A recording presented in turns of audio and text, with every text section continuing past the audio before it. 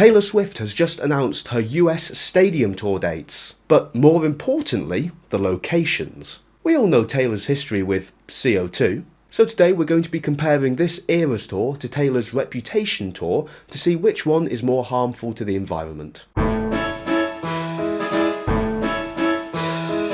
Okay, so first we're going to take a look at the Reputation US Stadium Tour. This is from 2017. So here, Taylor starts out in Arizona before making her way to San Francisco, LA and Seattle. Then over to Denver, Colorado, then to Chicago, then to Kentucky, Ohio, Washington, then Philadelphia, back to Ohio, and then all the way back east to New York. After being welcomed to New York, she then makes her way to Massachusetts, and then over to Toronto, which is the only non-US city here, before heading back down to Pennsylvania to Pittsburgh.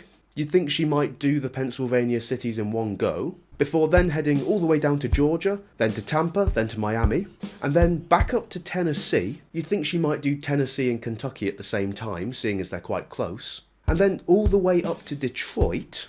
I don't know why she didn't do Detroit when she was up north for Toronto, then all the way west to Minneapolis, then to Kansas City, and then on to Indiana. Indiana then back to Missouri. Again, not sure why you didn't do that when you were in Kansas City. Then finally all the way down to Louisiana, then to Dallas, and finishing in Houston. It's easy to see how in some parts of this tour they try to group certain areas together. For example, doing New York and Massachusetts at the same time, doing all the Californian cities at the same time as well instead of heading east to west, as well as doing the shows in Georgia with those at Tampa and Miami. But there's a lot of mess in the middle, there's a lot of spaghetti. I feel like you could have done Detroit while you were up north. Or maybe do Kentucky when you do Tennessee, you know? My point being, there's a lot of potential for optimization. I've been using this same map of the United States as a constant reference. Apparently, a flight from Los Angeles to Seattle takes about 3 hours. Now, assuming that flight time is directly proportional to distance, we can use this length as a standard ruler. We can say that Los Angeles to Seattle is a 3-hour flight, and then use that as a basis to judge the rest of the journeys. Assuming that the plane flies as the crow flies in a straight line, you can add up all these distances between all these cities, convert those distances to a flight time, and you can find that on this Reputation tour, Taylor racked up about 42 hours worth of flight time. I found quite a reputable study that I've linked below that states that for every hour of flight in a private jet, you release approximately 2 tons of CO2, which means that during the Reputation tour, Taylor burned approximately 82 tons of CO2. And that doesn't include smaller distances such as the airplane taxiing around the airport or getting to and from hotels, let alone all the CO2 emissions that are released as a part of the tour. Let's look at the 2023 Eras tour.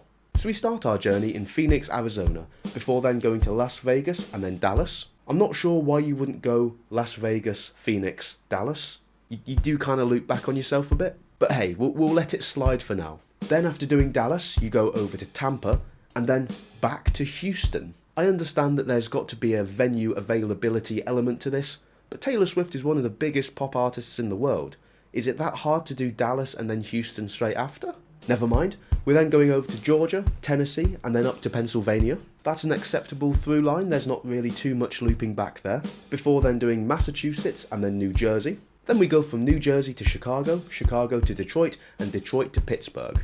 And you know what? I rate it. They're all very close together. I think in the Reputation tour, Taylor didn't do Chicago and Detroit at the same time, so this is a definite improvement. We then go from Pittsburgh up to Minneapolis, then we go Ohio, Kansas, Colorado, Seattle. Now that is a very long journey, Ohio all the way to Seattle, but it's a long journey and that's unavoidable, and considering there's no looping back, I think that's done fairly well. And then while we're on the west coast, we go from Seattle to California, finishing in Los Angeles. Now overall, I think this is a massive improvement on the Reputation tour. There's not many loops back. It's generally done quite efficiently. Using the method I explained before, I've estimated this to be about 32 hours worth of flight time, which is approximately 64 tons of CO2. So a significant improvement on the Reputation tour. I study physics at university, and it would be wrong for me to not state my assumptions. I've already said a few, but I'd like to go over them again and add a few more. we're assuming that the plane is going direct from airport to airport, and we're assuming that Taylor's not using it for personal use.